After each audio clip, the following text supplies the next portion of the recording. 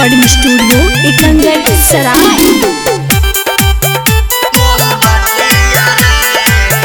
Presented by किसका film. रतिया में पतिया नतिया रे, रतिया में पतिया नतिया रे, थोड़ी पजरा में मोमबत्तिया रे, थोड़ी पजरा में मोमबत्तिया रे, रात भर कर दूरा गतिया रे, रात भर कर दूरा गतिया रे, थोड़ी पजरा में मोमबत्तिया रे, थोड़ी पजरा में मोमबत्तिया रे। डीजे कुंदन राज, डीजे कुंदन राज, थोड़ी पजरा में मोमबत्तिया रे। चीनी चीनी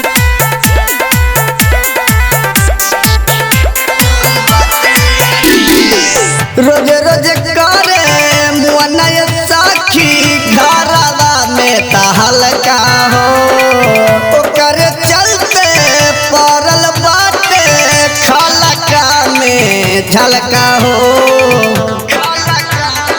ए साखी रोज रोज करे मुअना साखी घरवा में तहलका हो, ओकर चलते पड़ल बाटे खलका में झलका हो।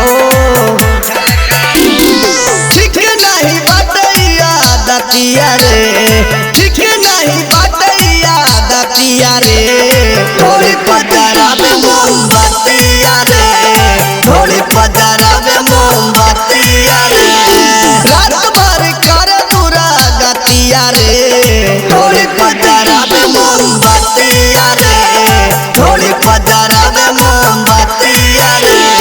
डीजे कुंदन राज, डीजे कुंदन राज, थोड़ी पजरा में मोमबत्तिया रे। चीनी चीनी किसका रिकॉर्डिंग स्टूडियो एकंगर सराय।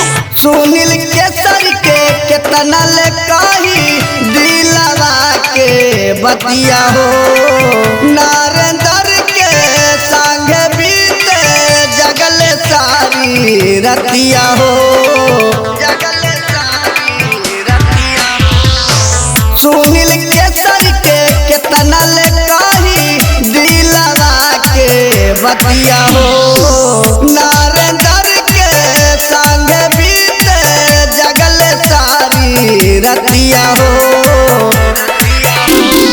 कम नहीं कर हमर मतिया रे, कम नहीं कर हमर मतिया रे, थोड़ी पजरा में मोमबत्तिया रे, थोड़ी पजरा में मोमबत्तिया रे, रतिया में पतिया नतिया रे, थोड़ी पजरा में मोमबत्तिया रे, थोड़ी पजरा में मोमबत्तिया रे।